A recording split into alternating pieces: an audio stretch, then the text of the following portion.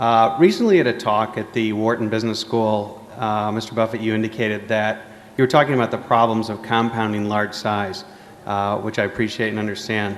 But you indicated, you're quoted in the local paper as saying that you are confident that if you were working with a sum closer to $1 million, that you could compound that at a 50% rate.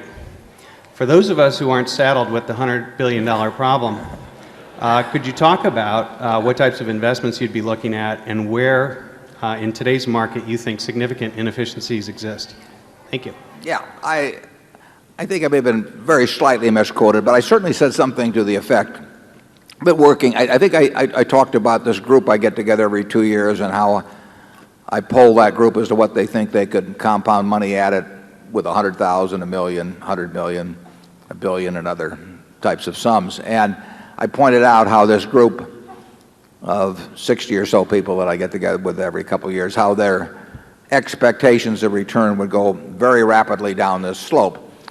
It is true. I think I can name a half a dozen people that I think could compound $1 million, or at least they could earn 50% a year on $1 million, have that as an expectation.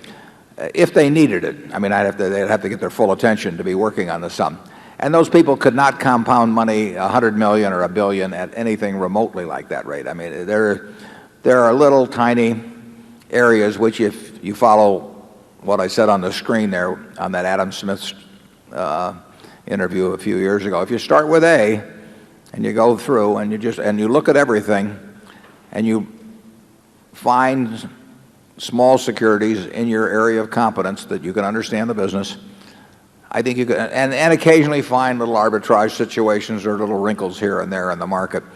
I think working with a very small sum, that there is an opportunity to earn very high returns, but that advantage disappears very rapidly as the money compounds. Because from $1 million to 10 million, I would say it would fall off dramatically in terms of because there are little, you find very, very small things that you can make you're almost certain to make high returns on, but you don't find very big things that in that category today. I'll leave to you the fun of finding them yourselves. I mean, it'd be terrible to spoil the treasure hunt. And the truth is, I don't look for them anymore. Every now and then, I'll stumble into something just by accident. But I'm not in the business of looking for that. I'm looking for things that Berkshire could put its money in, and that rules out all of that sort of thing. Charlie? Well, I would agree, but I would also say that what we did 40 or so years ago was in some respects more simple than what you're going to have to do. Right. We had it very easy compared to you. It can still be done, but it's harder now. You have to know more. I mean, just sifting through the manuals until you find something that's selling at 2 times earnings, that won't work for you. It'll work, it's just you won't find any. Yeah. My question is directed at Mr. Buffett. Mr. Buffett, you claim you can do 50% a year. If you had to start over with a small portfolio, would you still be doing buy and hold, buying quality companies at a good price? Or would you be doing arbitrage and really getting down to the nitty-gritty Benjamin Graham cigar butts that you did in the Buffett partnership? Yeah, if I were working with a very small sum, and you should all hope I'm not, if I were working with a very small sum, I would be doing almost entirely different things than I do. I mean, your universe expands. I mean, if you're looking, there's thousands and thousands and thousands of times as many of options to think about if you're investing $10,000 than if you're investing $100 billion. And obviously, if you have that many, you got all the options you got with $100 billion, except buying entire businesses, and you've got all of these other options. So you can earn very high returns with very small amounts of money, and it will always be such. I don't mean that everybody can do it, but if you know something about values and investments, you will find opportunities with small sums, and it will not be with the portfolio that Berkshire itself owns.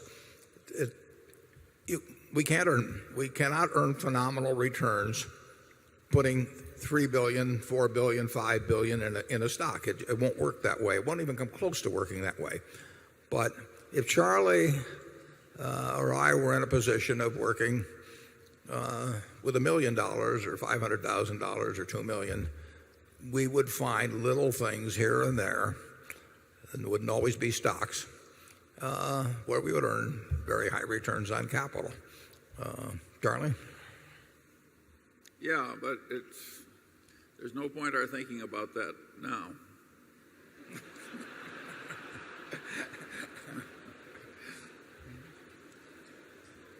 But he's thinking about it, Charlie.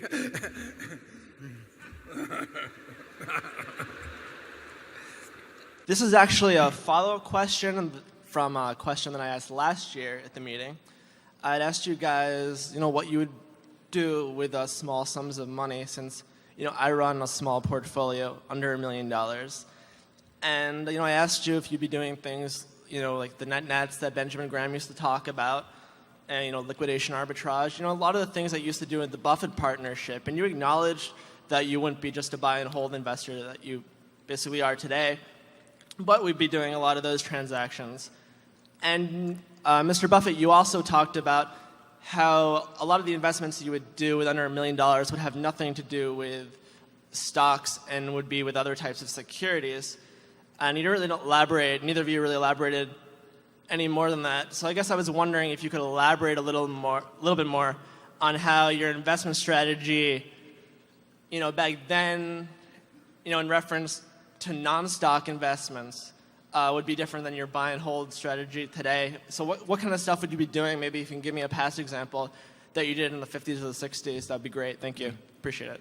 Well, if I were working with small sums of money, and I would be happy doing that, it would just open up thousands of possibilities to me, and you might very well, certainly we've found very mispriced bonds where we could come nowhere near buying a position of enough size in Berkshire to make a difference, but where it would have made a difference if you were working with $1 million.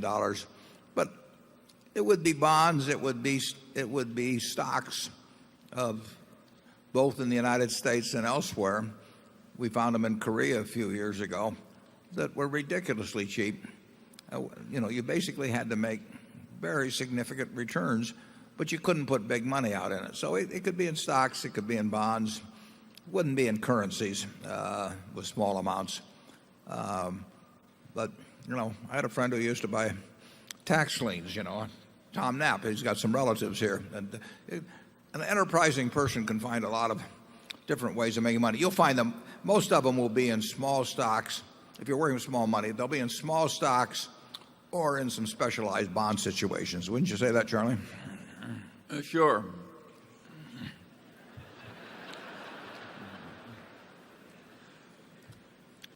You have mentioned that you are 85% Benjamin Graham and 15% Phil Fisher. And you have also said that if you only had $1 million today, you could generate 50% returns. Since I'm a young investor, this is my question for the both of you. How was your investment strategy different when you were still accumulating money as opposed to managing billions? Did you focus on specific industries, small cap, large cap, etc.? Thank you. Well, managing $1 million is an entirely different game than running Berkshire Hathaway or running some $20 or $50 billion fund of money. And if Charlie and I were running $1 million now or 100,000, or we would be looking in some, probably some very small things. We would be looking for small discrepancies in certain situations, and the opportunities are out there, and periodically they're extraordinary. But that's something we really don't think about anymore, because our problem is handling 12 or 14 billion or whatever it might be coming in every year, and that means we have to be looking for very big deals and forget about what we used to do when we were very young. Charlie?